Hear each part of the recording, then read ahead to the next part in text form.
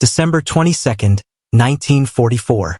Snow drifted silently over the ruined Belgian town of Bastogne. In a dark cellar beneath a shattered church, paratroopers of the 101st Airborne huddled for warmth. Their commander, Brigadier General Anthony McAuliffe, stared at a German message demanding their surrender. Outside, enemy artillery thundered through the Ardennes forest. McAuliffe looked up and said one word, "Nuts." That single word would echo through history. 1 week earlier, the Germans had launched their last great gamble, the Ardennes offensive, later called the Battle of the Bulge.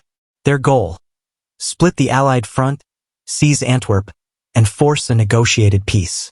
The 101st Airborne Division, fresh from Holland, was rushed into Bastogne, a key crossroads town.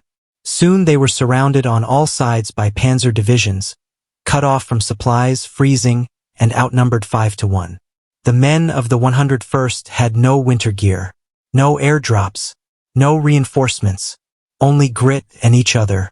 The Germans expected an easy victory.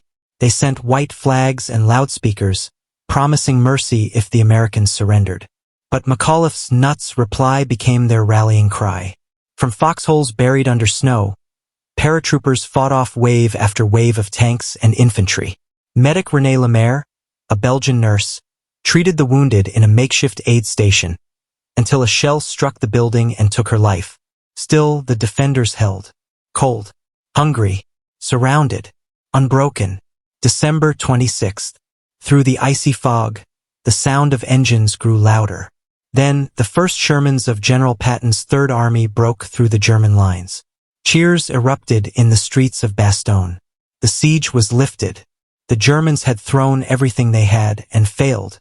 When the snow melted, Bastogne lay in ruins. But the spirit of its defenders had become legend. They had stood against the darkness of winter and refused to yield.